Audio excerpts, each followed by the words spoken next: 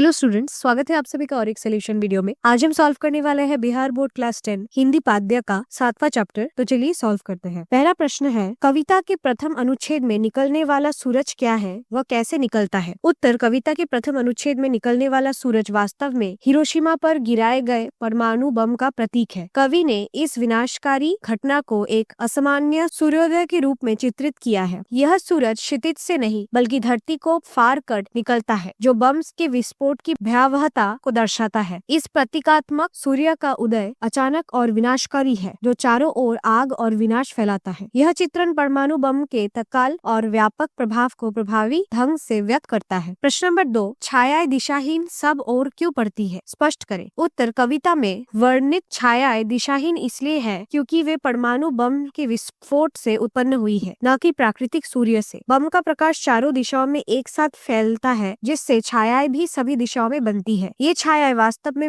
मृत लोगों के अवशेष है, जो विस्फोट के कारण विभिन्न स्थानों पर बिखर गए हैं। कवि इन दिशाहीन छायाओं के माध्यम से विस्फोट की व्यापकता और उसके द्वारा फैलाए गए अराजक विनाश को दर्शाता है। प्रश्न नंबर 3, प्रज्वलित क्षण की दोपहरी से कवि का आशय क्या है? उत्तर, प्रज्वलित क्षण की दोपहरी से कवि का आशय परमाणु बम के विस्फोट के तत्काल प्रभाव से है। यह अभिव्यक्ति दर्शाता है कि बम के विस्फोट ने एक क्षण में ही दिन को रात में बदल दिया। विस्फोट से उत्पन्न तीव्र प्रकाश ने अचानक दोपहर जैसी चमक पैदा कर दी, जो तुरंत ही विनाश में बदल गई। कवि इस माध्यम से विस्फोट की तीव्रता, उसकी अप्रत्याशितता और उसके द्वारा उत्पन्न भय एवं विनाश को व्यक्त करता है। प्रश्न नंबर 4, मनुष्य की छायाएं कहाँ और क्यों पड़ी हुई है? उत्तर, मनुष्य की छायाएं हिरोशिमा की धरती पर सर्वत्र घरों की दीवारों, टूटी फूटी सड़कों और पत्थरों पर पड़ी हुई है। ये छायाएं वास्तव में परमाणु विस्फोट के समय मृत्यु को प्राप्त हुई लोगों के अवशेष है। विस्फोट की तीव्रता इतनी थी कि लोगों के शरीर वाष्पीकृत हो गए, केवल उनकी छायाएं शेष रह गई। ये छायाएं विस्फोट के क्षण को स्थायी रूप में अंकित कर देती है, जो मानवता पर हुए इस भयावह अत्याचार का मुख्य साक्षी बन गई है। प्रश्न नंबर 5, हिरोशिमा में मनुष्य की साक्षी के रूप में क्या है? उत्तर, हिरोशिमा में मनुष्य की साक्षी के रूप में जले हुए पत्थर, टूटी हुई दीवारें और विशेष रूप से मनुष्य की छायाएं है। ये छायाएं घरों की दीवारों, टूटी फूटी सड़कों और पत्थरों पर अंकित है। ये निशान परमाणु बम से विस्फोट के क्षण को स्थायी रूप से संरक्षित करते हैं। ये साक्षी न केवल विनाश की भयावहता को दर्शाते हैं, बल्कि भविष्य की पीढ़ियों को युद्ध और परमाणु हथियारों के खतरे के प्रति सचेत करते हैं। ये अवशेष मानवता पर हुई इस अमानवीय कृत्य का मुख्य परंतु शक्तिशाली प्रमाण है। अब आते हैं व्याख्या करें प्रश्न पर, जिसका 1 नंबर प्रश्न है, एक दिन सहसा सूरज निकता। व्याख्या, एक दिन सहसा सूरज निकता। यह पंक्ति परमाणु बम के अचानक विस्फोट को दर्शाती है। कवि ने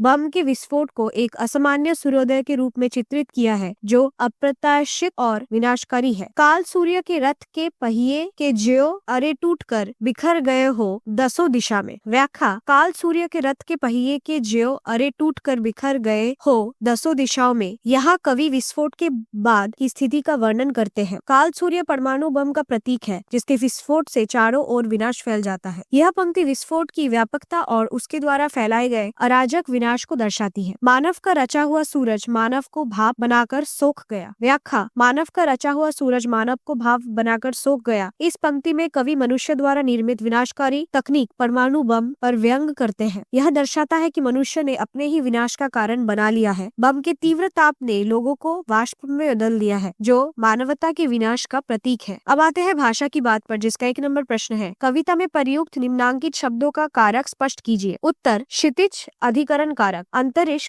अपदान कारक, चौक संबंध कारक, मिट्टी अपदान कारक, बीचों बीच संबंध कारक, नगर संबंध कारक, रथ संबंध कारक, गच्छ अधिकरण कारक, छाया कृता कारक। प्रश्न नंबर 2, कविता में प्रयुक्त क्रियारूपी का चयन करते हुए उनकी काल रचना स्पष्ट कीजिए। उत्तर, निकला वर्तमान काल, पड़ी भूतकाल, उगा था भूतकाल, गयो हा भूतकाल, लिखी है भूतकाल, लिखी हुई भूतकाल, है वर्तमान काल। प्रश्न नंबर 3, कविता से तद्भव शब्द चुनिए और उनका वाक्यों में प्रयोग कीजिए। उत्तर, सूरज सूरज निकल आया, धूप धूप निकल गया, मिट्टी मिट्टी गीली है, पहिया पहिया टूट गया, पत्थर पत्थर बड़ा है, सड़क सड़क चौड़ी है। प्रश्न नंबर 4, कविता से संज्ञा पद चुने और उनकी प्रकार भी बताएं। उत्तर, सूरज व्यक्तिवाचक, नगर जातिवाचक, चौक जातिवाचक, मानव जातिवाचक, रथ जातिवाचक, पहिया जातिवाचक, अरे जातिवाचक, पत्थर जातिवाचक, सड़क जातिवाचक। प्रश्न नंबर 5, निम्नांकित के वचन परिवर्तित कीजिए। उत्तर, छायाएं छाया, पड़ी पड़ी, उगा उगे, है पहियो पहिया, अरे अरे, पत्थरों पत्थर,